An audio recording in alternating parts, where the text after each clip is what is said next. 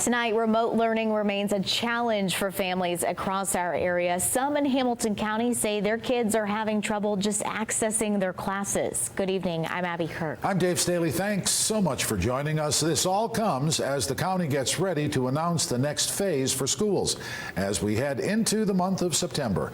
News Channel 9's Isaiah Kim Martinez joins us now live in studio with the experience of one Red Bank family and their 11-year-old son. Isaiah, good evening. Dave, Abby, we know young kids like Aiden here are having to do things they've never done before, like emailing their teachers just to get into class and trying to communicate with them over Zoom calls. Many times it hasn't worked. His father says he speaks for a handful of Hamilton County parents when he says they're being asked to do too much.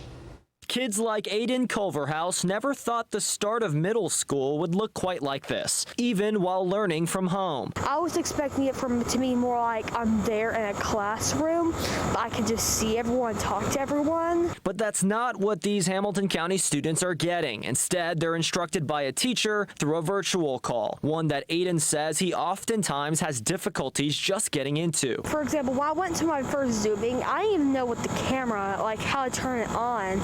So I was counted absent for my first Zoom. And we are already so far behind that I don't know how we will ever catch up. Father Nicholas Kirk tells me he and his wife are both essential workers on opposite schedules. They have a 2-year-old as well. Now they have to be on standby to help their son troubleshoot through issues with technology and communication. My son's coming out of his bedroom every few minutes, not understanding a question, not understanding the assignment, or he's lost on where to even find the assignment. Kirk says the teachers aren't to blame, but rather the system putting them in this situation. Meanwhile, Hamilton County officials have said they're sending out lesson plans to parents ahead of time while working on improvements. Kirk wants to simplify schedules to 1 core subject a day and 5 a week. I would like to go back to school, but I can't because it just wouldn't be safe. Aiden says this is all tough, but he's pushing through the best he can.